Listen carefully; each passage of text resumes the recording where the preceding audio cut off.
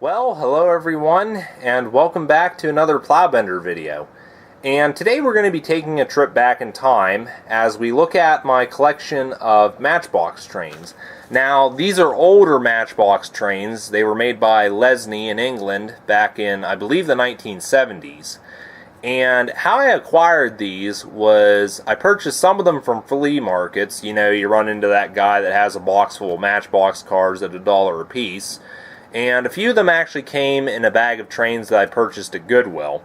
And basically what I did was I was buying a bag full of these older Thomas & Friends trains. These were made by Ertl back in 1984 through 2004. And I purchased a bag full of these, and the Matchbox trains were thrown in.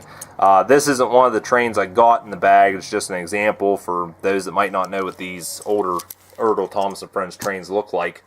But on to what I have in my collection, and the first thing I'm going to start with is this little yellow diesel, and we can see on the bottom here it's called a shunter. We got 1978 Lesney Products and Company Limited.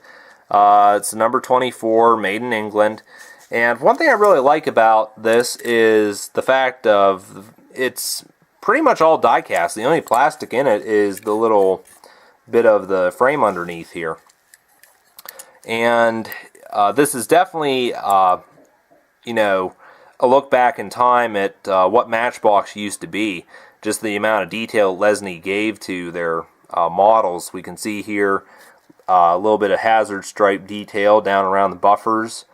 Grill detail, there's a little M emblem. I'm not really sure what this is based on. If someone knows, maybe they can leave it in the comments. Doors and such. Handrails, rivet detail, there's a horn right there. It's just really nice. It's just a shame that, you know, Matchbox cars these days don't look this good. Like pretty much all the stuff I have in my Matchbox collection, there's excessive paint chipping, decals are missing, but overall, you know, it's still really nice. Glad to have it. And not much more I can say about it. So next one we'll go ahead and take a look at here is the pannier tank. And of course, you know, under the bottom it says that. This is a number 47, and this says it was 1979. And I want to actually do a comparison here. I'll bring in another pannier tank, and this is one made by Ertl from their Thomas & Friends line. And you can just see, do a little bit of comparison. The Ertl one's definitely larger, but I think it might be a few scales up from the Matchbox one. Ertl made these for their Thomas & Friends line. This one's Duck, or he's also known as Montague.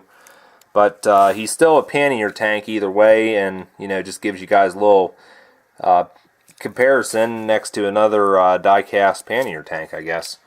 But back to the Matchbox one, we can see here paint chipping, the decals are wore.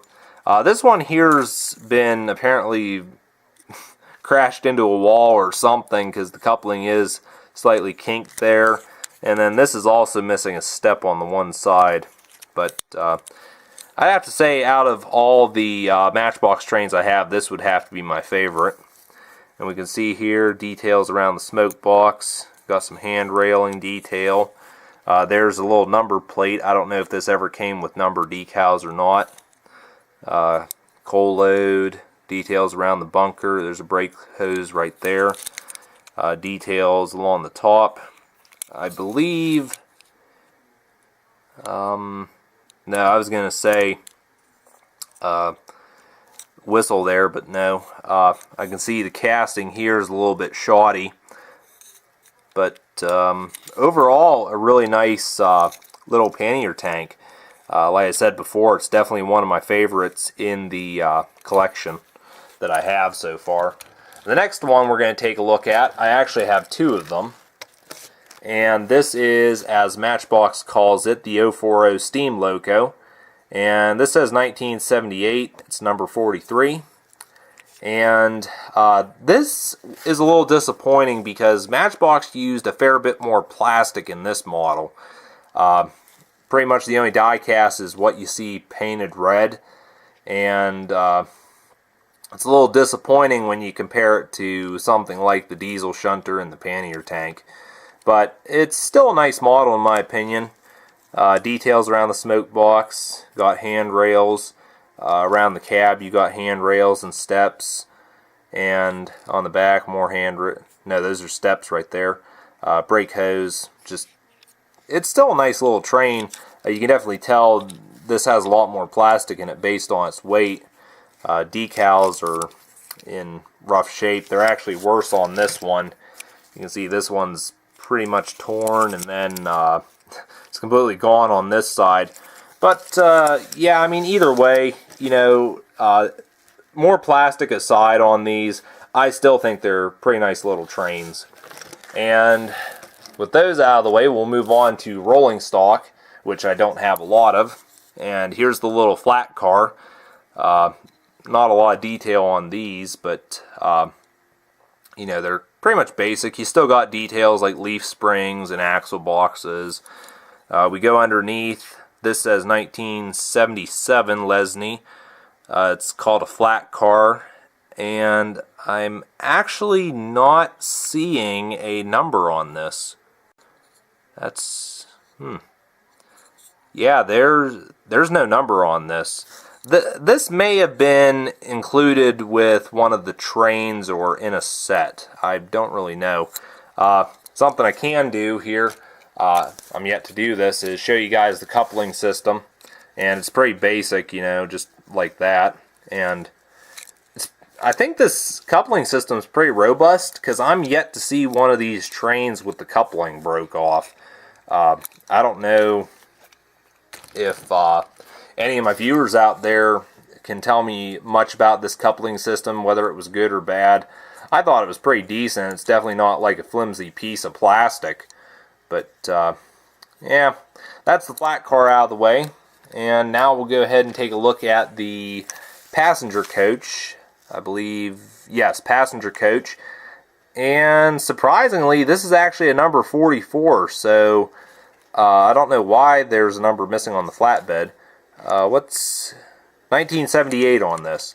And there's a bit more plastic used in this coach, but personally I like it. I wish I had a few more of these. But we got door details, handrail details, and it's not just one piece of plastic. You know, they actually put, you can see through it. I really like the windows in this. Unfortunately, no interior, but it's like this little carriage. It's definitely really nice piece of rolling stock. I just wish I had more of these, you know, make a nice little passenger train. But there's basically a look at my collection as of the date of this video. Would like to get more if they're, you know, I think I got all the locomotives, but I definitely like to get a little more rolling stock. And up at the end of the video here, one thing I'd like to do is, being that I have two of these 040 steam locomotives, I'd like to take this one here and donate it to Marty over at Marty's Matchbox Makeovers. I'll leave a link to his channel if you guys want to check him out. He really does good work. He basically restores Matchbox cars, and I really enjoy watching his videos and just watching him take them apart and clean them up and repaint them and just bring new life to them again.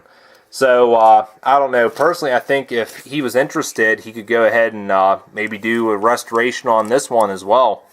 And I do know he has a diesel shunter in his showcase, because I did see it in his 50,000 subscriber video that he did.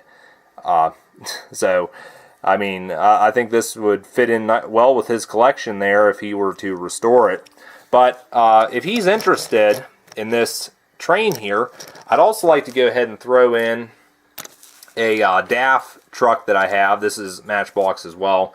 And this little green, I don't know what it is. It's just, I got it with a bunch of Matchbox stuff, and it's like, I mean, yeah, but, yeah, if Marty's interested in this stuff here, you know, I'll go ahead and send it over to him at no charge. And maybe he could also help me out as well, because I actually had these sitting around for a while. These are Matchbox trailers, and they're really nice, but the big problem I've ran into is they have no wheels to them. And I noticed that Marty has been 3D printing some wheels, so maybe we could work out a little deal. You know, I send him those Matchbox trains and cars in the background there, and he can go ahead and hook me up some wheels and tires for these trailers. But yeah, so anyways, you know, Marty, I don't know if you watch my videos or not, but if you're interested in these, let me know. I'll send them right over to you at no charge.